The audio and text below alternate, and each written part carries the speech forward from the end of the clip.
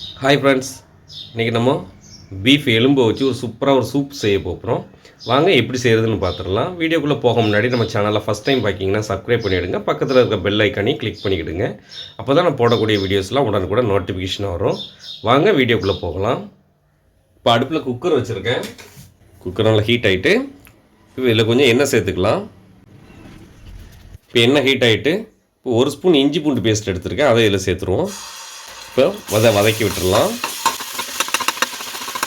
இப்போ இஞ்சி பூண்டை நல்லா வதக்கிட்டோம். இப்போ நான் ஒரு வெங்காயம் வெட்டி வச்சுருக்கேன், அந்த வெங்காயத்தை இதில் சேர்த்துப்போம்.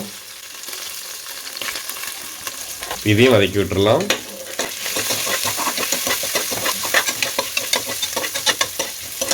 இந்தளவு வதக்கிட்டோம்.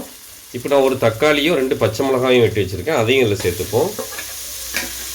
இதையும் சேர்த்து நல்லா வதக்கி விட்டுருவோம். இந்தளவு வதக்கி விட்டோம். இப்போ நான் கொஞ்சம் எலும்பு எடுத்து கழுவி வச்சுருக்கேன், அந்த எலும்பு இதில் சேர்த்துருவோம்.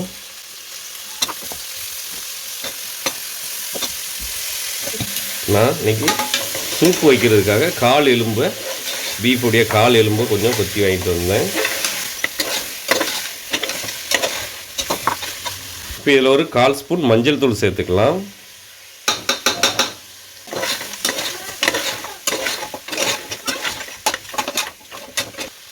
ஒரு 1/2 ஸ்பூன் மிளகு தூள் சேர்த்துக்கிறேன். 1/2 ஸ்பூன் சீரகத்தூள்.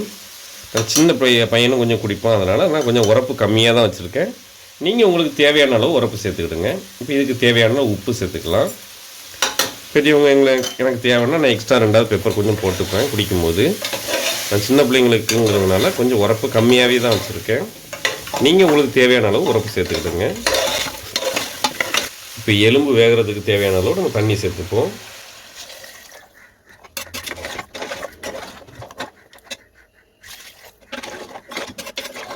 நல்லா மிக்ஸ் பண்ணி விட்டோம்.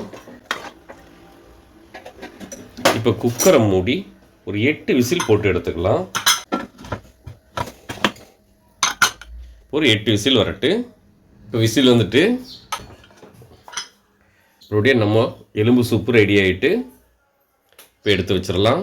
இப்போது நம்மளுடைய சூப்பை எடுத்து வச்சிட்டோம். இப்போ நான் இதில் கொஞ்சமாக வெங்காயம் வெட்டி வச்சுருக்கேன், அதை போட்டுக்கலாம். லைட்டாக கொத்தமல்லி எல்லாம் சேர்த்துக்கலாம். உங்களுக்கு தேவைன்னா இதில் கொஞ்சம் பெப்பர் சேர்த்துக்கிடுங்க. சின்ன பையனும் குடிப்பாங்கிறதுனால நான் கொஞ்சம் பெப்பர் குறையாக தான் சேர்த்துருக்கேன் உரப்புக்கு. இது ரொம்பவே டேஸ்ட்டாக இருக்கும். கை கால் வலி எங்களுக்கும் ரொம்ப இருக்குது. நான் கூலி வேலை பார்க்குறதுனால நான் அடிக்கடி இந்த மாதிரி எலும்புகளை வாங்கி சூப்போ இல்லை குழம்பு ஏதாவது வச்சு நான் சாப்பிடுவேன். இன்றைக்கி சூப் வச்சுருக்கேன், ரொம்பவே டேஸ்ட்டாக இருக்கும். நீங்களும் ஒற்று வீட்டில் ட்ரை பண்ணி பாருங்கள். எப்படி இருந்துச்சுன்னு கமெண்ட்டில் சொல்லுங்கள். இந்த வீடியோ பிடிச்சிருந்தால் லைக் பண்ணுங்கள், உங்கள் ஃப்ரெண்ட்ஸ் அண்ட் ஃபேமிலிக்கு ஷேர் பண்ணுங்கள்.